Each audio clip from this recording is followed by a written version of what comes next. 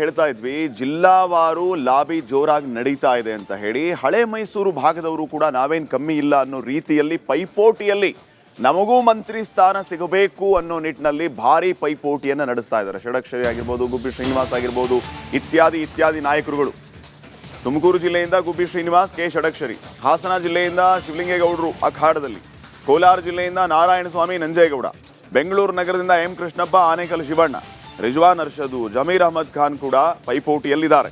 ಇನ್ನು ಈ ಕಡೆ ಬೆಂಗಳೂರು ಗ್ರಾಮಾಂತರಕ್ಕೆ ಬಂದರೆ ಶರತ್ ಬಚ್ಚೇಗೌಡ. ಬೆಂಗಳೂರು ದಕ್ಷಿಣ ಜಿಲ್ಲೆಯಲ್ಲಿ ಮಾಗಡಿ ಬಾಲಕೃಷ್ಣ. ಮಂಡ್ಯ ಚಲುವರಾಯಸ್ವಾಮಿ, ನರೇಂದ್ರ ಸ್ವಾಮಿ. ಮೈಸೂರು ಜಿಲ್ಲೆ ತನ್ವೀರ್ ಸೇಠ್, ಮಹಾದೇವಪ್ಪ. ಚಾಮರಾಜನಗರ ಪುಟ್ಟರಂಗ ಶೆಟ್ಟಿ, ಕೃಷ್ಣಮೂರ್ತಿ. ಕೊಡಗು ಜಿಲ್ಲೆಯಿಂದ ಎಸ್ ಪೊನ್ನಣ್ಣ ಕಣದಲ್ಲಿದ್ದಾರೆ. ಇಷ್ಟು ಜನರ ಪೈಕಿ ಯಾರಿಗೆ ಅದೃಷ್ಟ ಖುಲಾಯಿಸುತ್ತೆ, ಯಾರನ್ನ ಮಂತ್ರಿ ಮಾಡ್ತಾರೆ ಅನ್ನೋದು ಸದ್ಯಕ್ಕಿನ ಪ್ರಶ್ನೆ ಆಗಿದೆ. ಹಳೆ ಮೈಸೂರು ಭಾಗ, ಹಾಗೇನೆ ಬೆಳಗಾವಿ ಮತ್ತು ಸಮುದಾಯವಾರು, ಜಿಲ್ಲಾವಾರು ನಾನಾ ರೀತಿಯ ಕೋಟಾಗಳನ್ನು ಹುಡುಕೊಂಡು ಹೋಗ್ತಿದ್ದಾರೆ. ಇದರಲ್ಲಿ ಯಾರಿಗೆ ಯಾವ ರೀತಿಯ ಪ್ರಾಶಸ್ತ್ಯ ಸಿಗುತ್ತೆ ಅನ್ನುವಂಥದ್ದು ಸದ್ಯಕ್ಕಿನ ಪ್ರಶ್ನೆ ಆಗಿದೆ.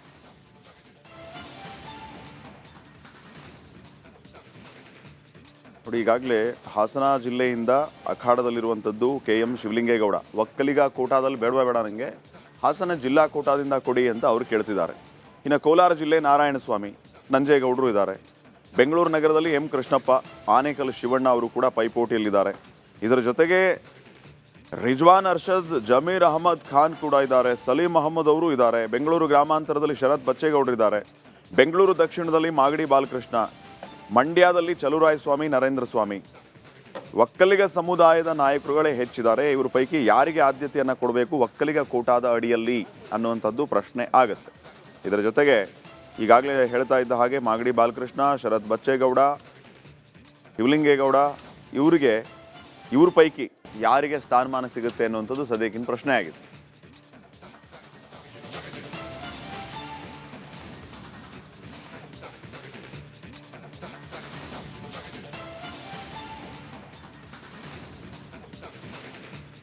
ಈ ಬಗ್ಗೆ ಇನ್ನಷ್ಟು ಮಾಹಿತಿಯನ್ನು ಕೊಡೋದಕ್ಕೆ ನಮ್ಮ ಪ್ರತಿನಿಧಿ ಹನುಮಂತ ಈಗ ನೇರ ಸಂಪರ್ಕದಲ್ಲಿ ಜಾಯ್ನ್ ಆಗಿದ್ದಾರೆ. ಹನುಮಂತ, ನಾವು ಗಮನಿಸ್ತಾ ಇದ್ದೀವಿ, ಹಗ್ಗ ಜಗ್ಗಾಟ ಸಿಕ್ಕಾಪಟ್ಟೆ ಜೋರಾಗಿದೆ.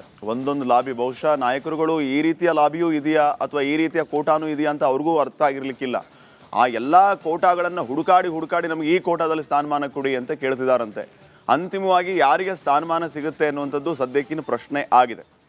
ಏನೆಲ್ಲ ಅಪ್ಡೇಟ್ಸ್ ಕೊಡ್ಬೋದು, ಯಾವಾಗ ಸಂಪುಟ ವಿಸ್ತರಣೆ ಆಗುತ್ತೆ, ಬಹಳ ಮುಖ್ಯವಾಗಿ?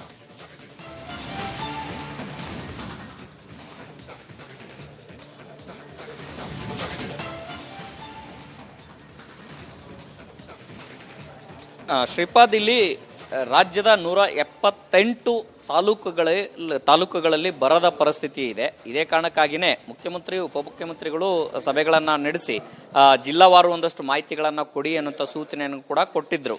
ಆದರೆ ಇಲ್ಲಿ ಸ್ಥಳೀಯ ಶಾಸಕರು ಮೊದಲು ತಾವು ಸಚಿವ ಸಂಪುಟದಲ್ಲಿ ಸೇರಬೇಕು, ಅದಾದ ನಂತರದಲ್ಲೇ ನಮಗೆ ಉಳಿದಿದ್ದೆಲ್ಲ ಅನ್ನುವಂಥ ಪರಿಸ್ಥಿತಿಯಲ್ಲಿ ಇದ್ದಂತೆ ಕಾಣಿಸ್ತಾ ಇರುವಂಥದ್ದು. ಹೇಗಾದರೂ ಮಾಡಿ ಈ ಒಂದು ಸಚಿವ ಸಂಪುಟ ವಿಸ್ತರಣೆಯ ಸಂದರ್ಭದಲ್ಲಿ ನಾವು ಸಚಿವ ಸ್ಥಾನವನ್ನು ಪಡಿಲೇಬೇಕು ಅನ್ನುವಂಥ ಶತಪ್ರಯತ್ನವನ್ನು ಬಹುತೇಕ ಸಚಿವ ಸ್ಥಾನದ ಆಕಾಂಕ್ಷಿಗಳು ಎಲ್ಲರೂ ಕೂಡ ಮಾಡ್ತಾ ಇರುವಂಥದ್ದು.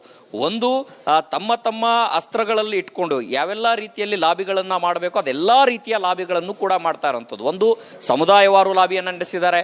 ಮತ್ತೊಂದು, ಜಿಲ್ಲಾ ಪ್ರಾತಿನಿಧ್ಯದ ವಾರು ಕೂಡ ಒಂದಷ್ಟು ಲಾಬಿಯನ್ನ ನಡೆಸಿದ್ದಾರೆ. ಮತ್ತೊಂದು ಕಡೆಗೆ ಹಿರಿತನದ ಆಧಾರಿತವಾಗಿ ಕೂಡ ಲಾಬಿ ನಡೆಸಿದ್ದಾರೆ. ಮತ್ತೊಂದು ಕಡೆಗಳಿಗೆ ಇಲ್ಲ, ಹೊಸಬರಿಗೆ ಆದ್ಯತೆಯನ್ನು ಕೊಡಬೇಕು ಅನ್ನುವಂಥ ಲೆಕ್ಕಾಚಾರದಲ್ಲೂ ಕೂಡ ಲಾಬಿಯನ್ನ ನಡೆಸಿದ್ದಾರೆ. ಮತ್ತೊಂದು ಕಡೆಗೆ ಮುಖ್ಯಮಂತ್ರಿ ಡಿ ಕೆ ಶಿವಕುಮಾರ್ ಅವರು ಮತ್ತೆ ಮಾಜಿ ಮುಖ್ಯಮಂತ್ರಿ ಸಿದ್ದರಾಮಯ್ಯ ಮತ್ತು ಕೆಪಿಸಿಸಿ ಅಧ್ಯಕ್ಷ ಬಿ ಕೆ ಹರಿಪ್ರಸಾದ್ ಅವರನ್ನು ಕೂಡ ಭೇಟಿ ಮಾಡಿ ತಮಗೆ ಸಚಿವ ಸ್ಥಾನವನ್ನ ಯಾಕೆ ಕೊಡಬೇಕು ಅನ್ನೋ ಒತ್ತಾಯಗಳು ಕೂಡ ಮಾಡಿದ್ದಾರೆ. ಈಗಾಗಲೇ ಜಿಲ್ಲಾವಾರು ಯಾವ್ಯಾವ ರೀತಿ ಕಾಂಗ್ರೆಸ್ ಹೈಕಮಾಂಡ್ ಮತ್ತೆ ಸೇರಿದಂತೆ ರಾಹುಲ್ ಗಾಂಧಿಯವರು ಕೂಡ ಖಾಸಗಿ ಏಜೆನ್ಸಿಯನ್ನ ಬಿಟ್ಟು ಇಲ್ಲಿ ಯಾರಿಗೆ ಅವಕಾಶವನ್ನ ಕೊಡಬೇಕು ಅನ್ನೋಂಥ ಒಂದಷ್ಟು ಪ್ರಾಥಮಿಕ ಹಂತದ ಮಾಹಿತಿನೂ ಕೂಡ ಈಗ ಕ್ರೋಢೀಕರಿಸಿಕೊಂಡ್ರ ಹಿನ್ನೆಲೆಯಲ್ಲಿ ಕಳೆದ ಬಾರಿ ಸಿದ್ದರಾಮಯ್ಯನವರ ಸಚಿವ ಸಂಪುಟದಲ್ಲಿ ಇದ್ದಂತ ಬಹುತೇಕರಿಗೆ ಕೊಟ್ಟು 5 ಜನರಿಗೆ ಮಾತ್ರ ಅವಕಾಶವನ್ನ ಮಾಡಿಕೊಡಬೇಕು, ಉಳಿದಂತೆ 15 ಮುಖಗಳಿಗೆ, ಹೊಸ ಮುಖಗಳಿಗೆ ಆದ್ಯತೆಯನ್ನ ಕೊಡಬೇಕು ಅನ್ನೋ ಸೂಚನೆಯನ್ನು ಕೂಡ ರಾಹುಲ್ ಗಾಂಧಿ ಅವರು ಕೊಟ್ಟಿದ್ರು. ಇನ್ನೇನು ಕೆಲವೇ ಹೊತ್ತಿನಲ್ಲಿ, ಬಹುತೇಕ 1-1.5 ಹೊತ್ತಿಗೆ ಒಂದು ಸಭೆ ನಡೆಯಲಿದೆ. AICC general secretary KC. Venugopal ಅವರ ನಿವಾಸದಲ್ಲಿ ರಾಜ್ಯದ ಸಚಿವ ಸಂಪುಟ ವಿಸ್ತರಣೆ ಕುರಿತು ಒಂದು ಸುದೀರ್ಘವಾದಂತಹ ಸಭೆ ನಡೆಸುವಂತಹ ಸಾಧ್ಯತೆಗಳಿದಾವೆ. ಆದ್ರೆ ಕಾಂಗ್ರೆಸ್ ಹೈಕಮಾಂಡ್ ಈಗ ಯಾವ ಲೆಕ್ಕಾಚಾರವನ್ನ ಹಾಕ್ತಾ ಇದೆ ಅಂತಂದ ಹೇಳಿದ್ರೆ, ಅದರಲ್ಲೂ ಕೂಡ ರಾಹುಲ್ ಗಾಂಧಿ ಅವರು ಮುಂಬರುವಂತ ಚುನಾವಣೆಯ ದೃಷ್ಟಿಕೋನದ ಇಟ್ಕೊಂಡು ಹಿರಿತನ ಮತ್ತು ಕಿರಿತನಕ್ಕಿಂತ ಹೊಸಮುಖಗಳ ಆದ್ಯತೆ, ಹೊಸಬರು ಯಾರಿಗೂ ಪಕ್ಷ ಮತ್ತು ಸರ್ಕಾರದ ಇಮೇಜ್ ಅನ್ನ ಯಾರು ಹೆಚ್ಚಳ ಮಾಡ್ತಾರೆ ಮತ್ತು ಸ್ಥಳೀಯ ಮಟ್ಟದಲ್ಲಿ ಕ್ಷೇತ್ರದಲ್ಲಿ ಪಕ್ಷದ ಪರವಾಗಿ ಯಾರೆಲ್ಲ ಕೆಲಸ ಮಾಡ್ತಾ ಇದ್ದಾರೆ, ಸಮುದಾಯದಲ್ಲಿ ಯಾರಿಗೆ ಹಿಡಿತಾ ಇದೆ, ಜಿಲ್ಲಾ ರಾಜಕಾರಣದಲ್ಲಿ ಯಾರಿಗೆ ಹಿಡಿತಾ ಇದೆ, ಇದೆಲ್ಲವೂ ಕೂಡ ಆಧಾರಿತವಾಗಿ ಈ ಎಲ್ಲ ಆಯಾಮಗಳಲ್ಲಿ ಚರ್ಚೆ ನಡೆಯುತ್ತೆ. ಆದ್ರೆ ರಾಹುಲ್ ಗಾಂಧಿ ಅವರು ಹೊಸ ಮುಖಗಳಿಗೆ ಆದ್ಯತೆಯನ್ನು ಕೊಡಬೇಕು ಅಂತ ಬೇಡಿಕೆ ಇಟ್ಟಿರುವಂತದ್ದು. ಮತ್ತೊಂದು ಕಡೆಗೆ ಎಐಸಿಸಿ ಅಧ್ಯಕ್ಷ ಮಲ್ಲಿಕಾರ್ಜುನ್ ಖರ್ಗೆ ಮತ್ತು ಮುಖ್ಯಮಂತ್ರಿ ಡಿ.ಕೆ. ಶಿವಕುಮಾರ್ ಅವರು, ಸಿದ್ದರಾಮಯ್ಯನವರು ಕೂಡ ಹಿರಿಯರನ್ನ ಕಡೆಗಣಿಸುವಂತಿಲ್ಲ. ಯಾಕೆಂತ ಹೇಳಿದ್ರೆ ಜಿಲ್ಲಾ ರಾಜಕಾರಣದಲ್ಲಿ ತಮ್ಮದೇ ಆದಂತಹ ಹಿಡಿತವನ್ನ ಇಟ್ಕೊಂಡಿರುವಂತಹ ಹಿನ್ನೆಲೆಯಲ್ಲಿ ಅವರನ್ನು ಕೂಡ ನಾವು ಪರಿಗಣಿಸಬೇಕಾಗುತ್ತೆ ಅನ್ನುವಂತ ಒಂದಷ್ಟು ನಿಲುವುಗಳನ್ನ ಇಟ್ಕೊಂಡಿದೆ.